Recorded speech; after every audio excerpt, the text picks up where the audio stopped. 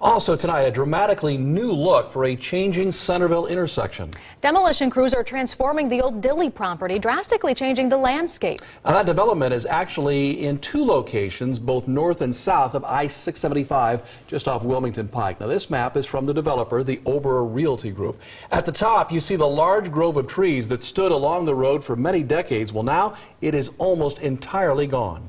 Once completed, it will look like this, a big Costco store and parking lot. It's the lack of trees that's quite a big shock to longtime residents in this area. So Robert Lowry is live with our top story at 11.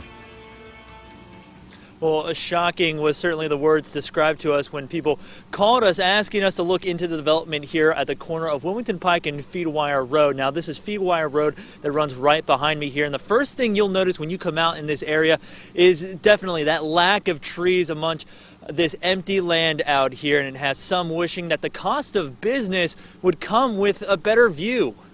A few weeks ago, this is a mature forest, is what this was. The corner of Wilmington Pike and Feedwire Road looking more and more barren these days. Centerville looking to bring businesses to the area which used to be the Dilly property. But some argue the subtraction of trees doesn't add up. There's a sign up there that says tree preservation area. And it's a creative use of a sign is what I call it.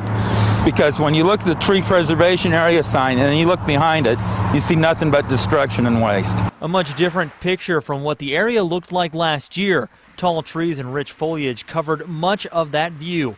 A couple months of development, however, has the area unrecognizable to people driving along this stretch of road. The small strip of trees that are left are being thinned out. You can see daylight between those trees, and there's whole sections in the middle of it that are now completely gone. I wanted to find out if the loss of all these trees were part of the original plan. Centerville City Manager Greg Horn was unable to speak to me on camera, but said over the phone the mass cut of trees was approved by the Planning Commission last year.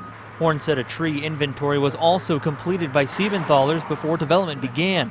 The landscaping company checked which trees to save, also marking which trees to preserve.